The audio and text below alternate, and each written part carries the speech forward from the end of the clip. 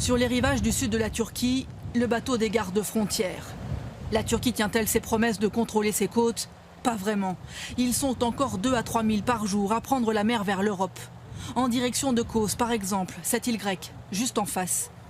Il suffit de rester 5 minutes sur la plage pour rencontrer ces Pakistanais qui veulent traverser. Oui, on veut partir vers la Grèce. Nos amis là-bas nous disent qu'ils respectent les droits de l'homme. Ici, en Turquie, il n'y a rien pour nous. La lutte contre les passeurs est-elle effective, comme l'assurent les Turcs à l'Union européenne?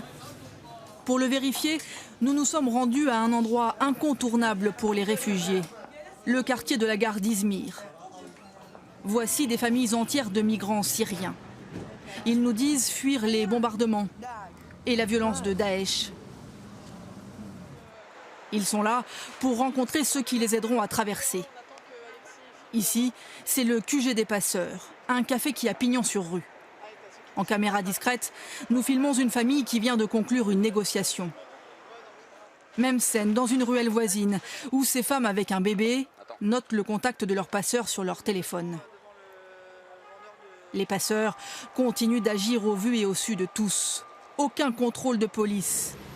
Et dans les commerces voisins, les affaires aussi continuent de fructifier. Les gilets de sauvetage orange trônent toujours en bonne position entre anorak et manteaux d'hiver. Et les autorités turques, ils ne leur interdisent pas de vendre des gilets?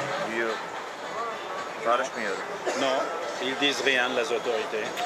La police ne sait pas. Ils ont la licence, droit de vendre. La Turquie accueille actuellement 2 millions de réfugiés, principalement des Syriens, installés dans des camps comme celui-ci. Et pour l'instant, elle ne semble pas faire le maximum pour les retenir.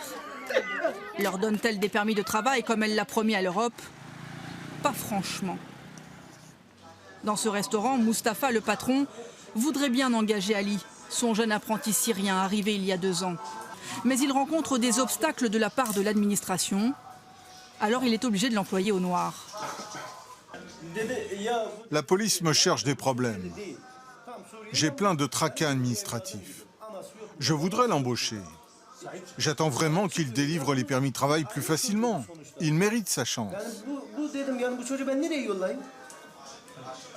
Si la Turquie m'accepte, me donne enfin un contrat et que tout va bien, je compte rester ici. Mais si c'est trop dur, si on me met dehors, soit j'essaierai de rentrer en Syrie, soit je tenterai ma chance en Europe. Alors les migrants pourront-ils vraiment refaire leur vie en Turquie? Aucune autorité turque n'a accepté de nous répondre officiellement. Nous nous sommes donc rendus en caméra discrète dans une agence pour l'emploi. Et vu les réponses de la directrice, l'Europe va encore devoir attendre un moment.